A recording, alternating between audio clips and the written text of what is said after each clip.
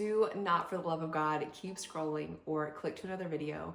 The video that you clicked on is about to come on, but the reason that I'm posting this video before that is because I have re-uploaded these videos to a new channel and I need to add a little bit more content to the video, so I'm not uploading the same video on YouTube. So thank you for watching. Your video is coming shortly and I cannot wait for you to watch this video. I hope you get so much out of it, and I'll see you in the next video. Welcome to the Solo Teacher Tea podcast. I am so happy that you are here. My name is Brooke. I'm a special education teacher. I teach high school and I just started my 9th year of teaching. If you tuned into my last video, you know that my teacher bestie Jessie and I started a podcast last year, and I am revitalizing it and giving it new life, and I'm going to continue on with the Teacher Tea podcast. Right now I'm putting Solo Teacher Tea. It will eventually just be Teacher Tea because what's the tea? What's going on right now? And the only thing that keeps coming in my mind is that TikTok trend where the little CapCut edit that says, you want to know something? You want to know something? So you want to know something? We're going to talk about Teacher Tea today. We are going to tackle why teachers are quitting. This topic really hits home for me in the last few years. Like, I have really wanted to find another career and find another job. And it kind of breaks my heart because I have made my whole identity is teaching. And it used to be teaching and coaching. I used to coach softball. And it's been my life. It's what I figured out I wanted to do at the age of 19. I used to be a TA or teacher's assistant helping kids in the classroom. And from that job, I was like, I want to be a teacher. I want to make a difference. I want to do this. And then I did my schooling and went through all of it.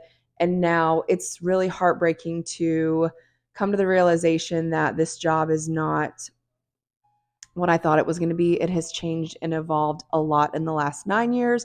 It has changed and evolved even more in the last 20 years, 50 years, whatever. It's just changing and evolving. And today we're just going to talk about why teachers are quitting.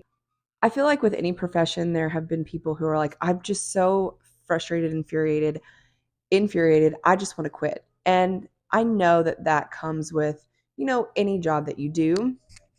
But for some reason, it feels like, and someone can correct me if I'm wrong, teachers are quitting at a much higher rate, and it's happening more mid-year. And it's one of those, like, I feel like teachers are just getting fed up and they're like, pardon my language, but just like, fuck it, I'm out of here. Like, I'm out of here. Also, if I cuss on the podcast and you don't really like that, I'm so sorry, but this is kind of like a hot topic. And if you don't like that content and you don't want to watch it, it's fine, but let's just be real. And yeah, sometimes that'll just come out of me. So I looked up some articles about this, and it was really eye-opening and really mind-boggling. So let's just jump into it. So, and you can look these up too. I'll try to give you the titles of the article so you can look them up too. Forbes article written in January 2024, No More Teachers, the Epic Crisis Facing Education in 2024. The problem is not just current teachers exiting the field, it's that there are fewer people entering the profession to replace them. This next one I thought was really interesting. Current teachers are unlikely to encourage young people to enter a profession that is as challenging as teaching has become. I can relate to that personally. My teacher, bestie Jessie, she was my student teacher, and I just remember thinking in my mind, do you really want to go into this field? Like, are you sure? I don't know that I ever said that to her, but I just remember when kids would come up to me, or even as she was student teaching, I'm just like, are you sure this is what you want to do? Like, this is a lot. And I'm going to be real honest and real frank. They don't teach you how much it is in school. In school, they don't teach you about the exhaustion and what an actual day in the classroom looks like until you get to student teaching. None of that is really or was really discussed in my classes. So, okay, let me keep going. Educationweek.org. Rising reports of violence are pushing teachers to want to quit. threats, safety, violence, thoughts, all of those things. I thought that was really interesting. I scanned through that article. I didn't read the whole thing, but you might want to take a look into that. I just saw a TikTok video about this poor teacher, and she was crying. If I can find her, I'll try to tag her on here. But she was crying, and she was like, check on your teacher friends. Just these tears. It was real, raw emotion. And I think she was a fourth grade teacher. And she said that I guess she had broken up a fight that day, and she's not even able to teach her class. Like, she just was like, I guess she had left, I think she had left school early, and there had been a fight, and she was crying. She was in her car, and she's like, I don't even want to go back tomorrow. And that's kind of what I was talking about, where teachers are like, fuck it. Like, I'm not going back. I don't have to go back. I even, just is now jogging my memory. I had a teacher, I'm sorry, excuse me, actually had a TA who was working in my classroom, and this person enjoyed being a TA, didn't like the pay, obviously, used to be a teacher prior, then went to school to work on a job embedded licensure, and got into a position where the violence and the behaviors were so bad that he just, one Friday, he packed up his desk and he said, told the principal, I've packed all my things up and I'm not coming back on Monday. And he just, there's something so empowering about that. I don't know if I could ever do that. It would have to be really, really bad in order for like me to do that. I've had some days where it's gotten to that point though, where I'm like, it's not worth the pay. It's not worth the headache. But anyways, let's keep going. This article, this will be the last one that I reference. This is from delvinpeck.com. 15 teacher shortage statistics. This was written June 29th, 2024. Okay. 86% of public schools struggle to hire educators. Less than 2 in 10 teachers are satisfied with their jobs. That's saying a lot. 51,000 teachers quit their jobs in the US during 2023. 62% of teachers don't want their children to become teachers, understandably so. 35% of teachers plan to quit in the next 2 years. This is actually down from 44%. You can add me to that list. More than 36,500 teacher vacancies in the US right now, or as of June 29. That number might be a little skewed because I'm sure there was some hiring going on in July right before the school year started. So it'd be interesting to see what that number is now. And then the last one, only 20% of the teachers in the workforce are those of color. So those are just some statistics about teacher shortage. I also saw a short on YouTube the other day. A pretty famous elementary school teacher was talking about there's not a teacher shortage in in the US. However, people aren't, I think she was saying like people don't want to do this job. There are tons of people like myself who love teaching. I love educating children. I love connecting with them.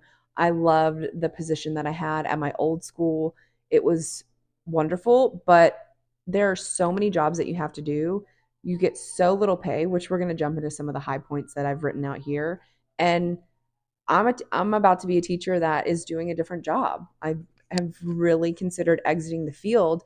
The reward of what I thought teaching was going to be when I entered the field is not strong enough to outweigh the negative things that are coming with the job. It is significantly, the negative stuff is significantly outweighing any of the positives, any of the rewarding aspects, any of the influence, any of the difference that you are making. And that's honestly one of the reasons why I think teachers are leaving. Among that reason, there are many others. Number one on my list, tremendous difficulties. Think about all the difficulties that a teacher faces day in and day out. I don't know how elementary teachers do it. And hands down, I know I taught elementary, but I was an inclusion teacher. I also did self-contained classes and intervention, but I wasn't the sole teacher for most of the classes. But as an elementary school teacher, you can't leave your kids alone. You are with the same group for most of the day, depending on what grade you teach or depending on how your school works. And I don't know, just something as basic as like, I can't go to the bathroom when I need to go to the bathroom. I've read tons of articles where teachers are like, I'd stopped drinking and hydrating myself and drinking an adequate amount of water because I didn't have time to go to the restroom. But you have so many tremendous difficulties. And some of those difficulties, I know I put this as point number one, but maybe this is just like the umbrella, the overarching tremendous difficulties that could be like the whole category, like teaching equals tremendous difficulties. Here are all of those difficulties, okay? Underneath that, I have low pay, high stress. Teachers aren't making enough to live on their own. Groceries are high, rent is high. Forget it if you have a car payment. Like their day to day job, they're not making enough money to live. Now, I know that teachers are only getting paid for 10 months out of the year, okay? So are we getting paid an adequate amount of money for to even live for those 10 months? I stretch my paycheck out for 12 months. And I've had to live in a lifestyle that's very frugal. I don't mind that, but it's the job that you have to do with the tremendous difficulties and the many hats that you have to wear and the many things that you have to do day in and day out. The pay that you're receiving is not compensating for all of the things that we're doing. Would it compensate for me just showing up and hanging out with the kids all day? Yeah, maybe. It's not compensating for teachers planning on the weekends, grading during their breaks, um, working duties after school, going and doing bus duty and car duty, all these other things that encompass it. Just the pay is one of those really big things where teachers are like, I can go and do a work from home job, a work in an office, go and do something else, and it's going to pay me more, and I'm going to have less stress. Now, will it be as fulfilling? Probably not. However, we already talked about the fulfilling, rewarding part of teaching not outweighing some of these things. So this is the problem. I don't know what teachers should be paid. And this could be a whole other topic and episode in and of itself, is just what should teachers actually be paid. I used to joke with my old school and say, so a couple years ago, I think this happened around maybe like right before the pandemic. They used to make us clock in the mornings. And I don't know if they were trying to keep track of when teachers arrived. I can't remember the exact reasoning as to why we were having to clock in. But I remember thinking they want me to clock in to maybe know when I show up, but they don't want me to clock out. And they don't want me to clock in on the weekends when I'm coming up to school or when I'm sitting at home when I'm supposed to be spending time with my family or friends or living life outside of my job, but I'm actually working. Like, if I so badly wanted to go up to somebody at central office and just say, you want me to clock in, but you don't want me to clock out. You don't know when I'm leaving at the end of the day. Are you going to pay me for the 3 extra hours I stayed after school to work? Or the 4 hours I spent on Saturday lesson planning and grading and writing progress reports and writing IEPs? I'm just saying, you want to know something? You want to know something? An interesting fact that I also found out about pay, it kind of ties into pay, but not really. But I wrote that teacher programs are closing because of low enrollment. So teachers aren't even, I can't remember what university, it was a pretty like high end university, close their teacher program because people aren't enrolling in it. They don't want to do this job. They don't want to get paid what they're going to get paid, have a ton of student loan debt, do an extremely difficult and hard job, and not get compensated for it. Just saying. My next point is, oh my gosh, I can relate to this so well. Overworked and exhaustion go so hand in hand together. The overworked is whether you are an elementary school, middle school, high school teacher, no matter what age, what grade, what subject. Um, Although I can jokingly say maybe not PE teachers. Although you do have some planning and things like that, especially at the elementary level. No shade to PE teachers. PE teachers are wonderful, but you're overworked and you're exhausted. So like the first few years of teaching, I was exhausted. I couldn't do anything during the school year. I think it was like the third or fourth year of teaching, I had to like get a hobby and force myself to have a better work life balance and have other things going on in my life outside of work. Like I made work everything I wanted to do so well that it just became my life. I was so exhausted. I couldn't even enjoy things on the weekend. Like Saturday was like a no plans. I've got to sleep in. I've got to rest. I've got to fuel my body and hydrate. I don't even think I was really like exercising a lot at that time. And I later was like, this is not living. I'm not living my life. I'm just living for work. And I was so exhausted. Like Fridays, even to this day, like I'll come home on a Friday and I am wiped out. I think a lot of people feel that way in their profession too. So I'm not saying this is just specific to teachers, but I'm saying that the constant engagement and have the socialization and the teaching and every aspect of it is I've got to be on from the minute I walk into the door and I say good morning to that first teacher that I pass in the hallway to this minute I step out of that door and sit in my car and don't have to talk to anybody. I have to be on Monday through Friday. And then in addition to that, when I have like IEP meetings, I obviously want to be on and on it, and I want to give all of my energy and my everything in my meetings so my parents and the students can know like, hey, I really care about this and I want you to, I want to work together, and you just want to put your best foot forward. And it's so fucking exhausting. It's so exhausting. Like I feel so bad because I have to really be mindful and put my energy or try to reserve energy in different ways so I can have it when I come home from my family. And I don't have kids of my own. I have a stepson, and I don't know what people do. Like my mentor teacher right now, she's got 3 little boys. Her and her husband have 3 little boys. And I'm just like, what do you do after school? What does y'all's day to day look like? How do you get rest? So it's just the overworked and the exhaustion goes hand in hand. In addition to overworked, like you're exhausted on the weekends, but then you have to get up. I used to have to get up and lesson plan. And then if I got up early enough, I could lesson plan and then rest like for the rest of the day. But the overworked is just crazy. The different jobs that we have to do within the one job. Number 4, unrelenting stress. The stress and the toll that teaching has taken and put on my body is kind of incredible. I personally have developed different health issues from teaching and from the stress of being a teacher. I developed insomnia my 3rd year of teaching.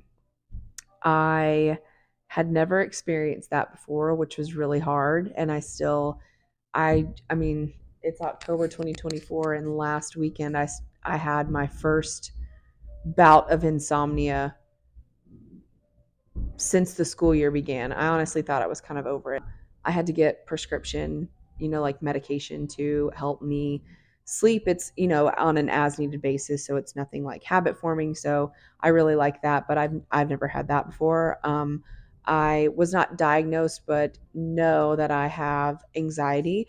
I feel like in the past I've had a bit of depression just because of I don't want to say my lack of motivation, because I don't want to diminish depression in any way, because there are some people who have very severe depression. Also don't want to affirm that I have all of these negative things. However, I do feel like because everything was going into work and I didn't have any life outside of work, that I would fall into little bouts of depression here and there, and the seasonal depression hit really, really hard. The constant stress of, am I doing enough? I'm working myself to death, but also, am I doing enough? What more can I do?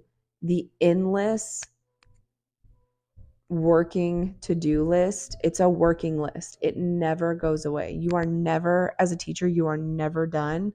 until May when the school year ends. And I would even argue, as a special education teacher, even then you're still not done, because there have been some cases where teachers have to come in for meetings in the summer. You've got your summer IEP team, and there are things that sometimes can loom over the summer if they didn't get tied up and completed the correct way in May. And just as a sped teacher, like, if we ended a year and we needed to have an IEP meeting, and we had to have an addendum at the end of the year and then have an addendum at the beginning of the year, it's constantly going, it's constantly on a loop. The stress of, am I, as a special ed teacher, making sure that I am dotting my T's, crossing my I's, following the law binding document that I've written or either inherited, and making sure that nothing goes wrong with that and the services the students are receiving. That, for the first few years, caused a lot of stress for me. I think other teachers teach other grades just have other day in and day out stressors, and it's anything. It could be anything from, like, the damn copier is not working and I can't even get my copies for today's lesson, or I forgot to take attendance. Like, we have so many jobs that we forget to do, like the smallest thing, which is account for all of the kids, because we've got to get our day going. Classroom management and behavior management, which is another one that I have on here. That's actually number 5, is behavior management over teaching. Like, that is a crazy stressor that teachers deal with. Getting your grades in, dealing with angry parents who are unhappy with you, or unhappy with their child's grade, or unhappy with their progress, or think you're an inadequate teacher. Like, there are so many different things. Going to work in the morning and receiving that angry parent email, that's a really tough stress. And then you've got to go to work the next day and the next day and the next day wondering, all right, when is the next one going to come? You know what I mean? Like, there's just so many different things. I'm sure I'm leaving things out too. So if you think of any of the other stressors, comment down below, please. Number 5, I have behavior management over teaching.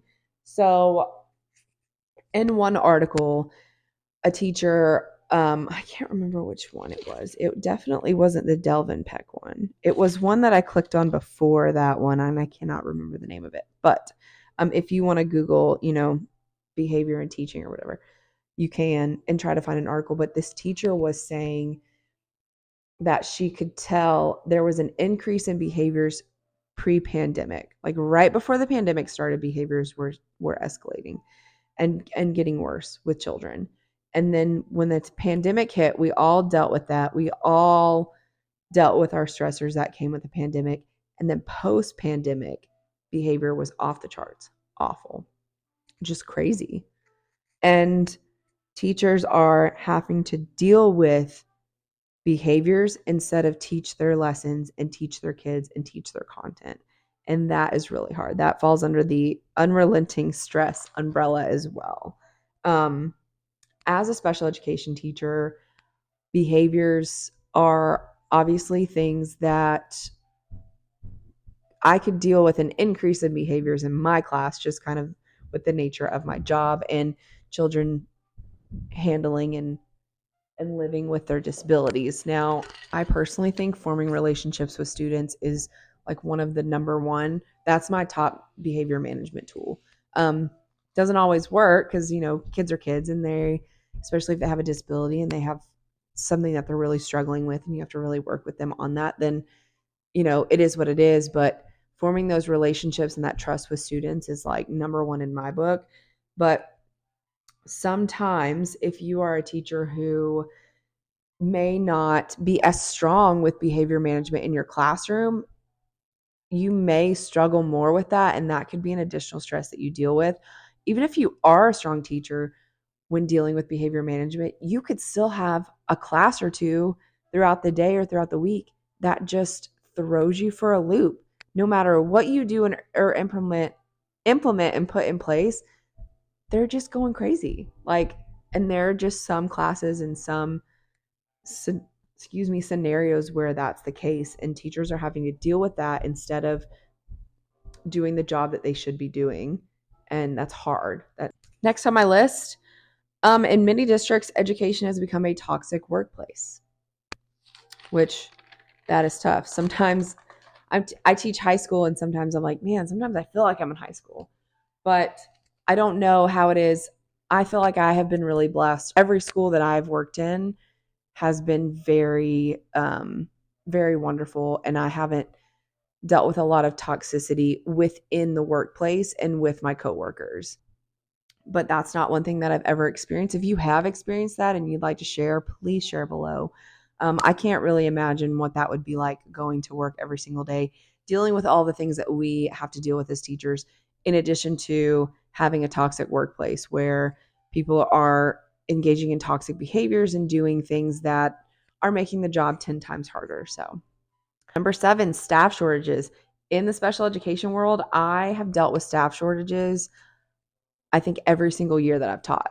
There's always, we're in the hiring process of another teacher, or we're in the hiring process of hiring another TA. Like, we are short X amount of TAs, we're short X amount of teachers. It's just every single year we've had, at the school that I'm at, we've had shortages, and it makes the job so much harder. And it's hard to explain to parents that we're doing the best that we can with what we have. And oftentimes, if a parent is really angry and they don't feel like their kid's getting what they need, it doesn't matter. Like, you have to do more. And you're like, I'm trying. It's hard to fill in for 3 different people as one person. A lot of times I feel like sometimes teachers get blamed for that because, well, you should be doing more, you should be working more, and we're not getting compensated for working more, even though we're having to make up for the staff shortages. Another part of one of the articles that I read said that veteran teachers are really, really, it's weighing on them more, that new teachers are leaving the profession or not, coming into the profession even at all, because they have to take on those roles. They have to take on more roles because they're, sticking it out. They're a veteran teacher. They don't want to quit. They love their job, or they're just riding it out until retirement, but they're having to inherit more things because people aren't coming into the field or people are leaving. So the staff shortages has been a big thing. Like, we're even dealing with it now at my new school, and like, our school's trying to hire people, but people aren't. At my last school, we would have so many TA openings, and people aren't applying for the job, which I don't blame you. You don't get paid anything as a TA or an EA, educational assistant. You don't get paid hardly anything at all. You can't even, if you feel like you can't live on a teacher salary, forget being a TA. There's no way you cannot live on that income alone. And many are having to work multiple jobs to just make ends meet. I had to do that when I was a TA, and going through school was tough. So that's another, I feel like the staff shortages can fall into like unrelenting stress, and like, it's just one of those things where you're like, fuck, we got to deal with that. Like, in addition to, if you have staff shortages and then you have somebody call out, you're like, I'm already covering for this, and now I got to cover for this. And people have to call out when they're sick. Like, everybody understands it, but it's just sometimes it's just piled on and on and on and on and on. Okay. The last thing that I wrote is work-life balance. And I've talked about this a little bit, and I just feel like teachers aren't able to really have a proper work-life balance just because of the nature of the job. It takes so much energy out of you. It's so exhausting day in and day out. And like I said earlier, like, I had to really, really force myself to have a better work-life balance and leave work at work. And teaching is one of those jobs where I feel like you never stop thinking about it. And if you can, that's great, and continue to practice that and do it. If I worked at an office, I would clock out and not worry about it until I clocked in, or at least that's what I think. But with teaching, you're constantly thinking about your students. You're constantly thinking about well, can I try this strategy? Should I be teaching this content? Maybe we should be starting this instead of this. Am I behind in my curriculum? Am I ahead of my curriculum? Like where am I at? Like there's constant reassesses. We're constantly reassessing what we're doing, what we can do differently. How can I get little Johnny to pay attention better? How can I get little Susie to open up more and produce better work in class? Or how can I get little Bob over there, breakfast in the morning and make sure he's well fed and taken care of and loved? Like there's just so many. I don't know. I got off on a tangent. I don't even really work-life balance. Okay. Yeah. So what do you do for your work-life balance? My non-negotiables are exercising either in the morning or the afternoon unless I'm sick, and meditating. And I wish I had more time to meditate, or I need to carve out more time to do it because it's like medicine for me. It helps my anxiety so much. It has been so life-changing. I still struggle sometimes, but it's been incredible. So those are my non-negotiables. And then when work is done, in order to improve my work-life balance, I'm done. I'm not working off the clock anymore. I am not going to work in a position that's going to force me to work off the clock, which is what I had the last 5 years, and really trying to prioritize being the best version of myself for my family, not just for my job. And the family aspect needs to be put in front of my job. So, yeah, I feel like that was a lot of heavy topics as to why teachers are quitting and leaving their jobs. And I'm going to be really honest with you. I love teaching. I love connecting with my students. I love making a difference. But I am, as of right now, it could change. I'm looking for a way to exit the field of teaching. And maybe that's what this podcast and channel will kind of morph into. Down below, I want you to comment, have you thought about quitting? And or do you have plans to quit? And why? What are your reasons? As teachers, they always say, remember your why. What's your why for quitting? Why do you want to leave this job that you, for me, have poured everything into, and it's been my whole life? Why are you wanting to quit if you are wanting to quit? And if you're not, also comment, because I want to know if you're not wanting to quit and you don't want to leave your job. I want to know why, and maybe in hopes to find something similar to what you have. So that was our episode today. I'm really proud of myself because I didn't think I was going to film another episode, but I'm driven and we're here, and we are here to tackle and talk about some of those tough subjects, or also maybe some of the more happier subjects with teaching. And I don't want you guys to think it's all going to be venting and negatively talking about this position, because even though I may want to exit the field, I still have loved the experience that I've gotten over the years. But some other topics to come. If you have any suggestions for what you want to listen to or what you may want to talk about or comment on, please let me know, like video wise. This one was really hitting heavy for me, and I had been thinking about it a lot, so I really wanted to talk about it. I'm sure I left off something. I'm sure I left off a bullet point as to why teachers are quitting. If I did, please let me know. I'll be more than happy to read that and comment about it. The next video, I don't know what, maybe work-life balance as a teacher. How do you survive the school year as a teacher? I'm just really ready for Thanksgiving break. Thank you so much for watching. If you have stayed till the end of this video, I so appreciate you. I'm so happy you're here. I guess with this podcast, I just want to share information that relates to you and your position. You are not alone in your job, and you're not alone in your struggles. You're not alone in your happiness that you experience with your job.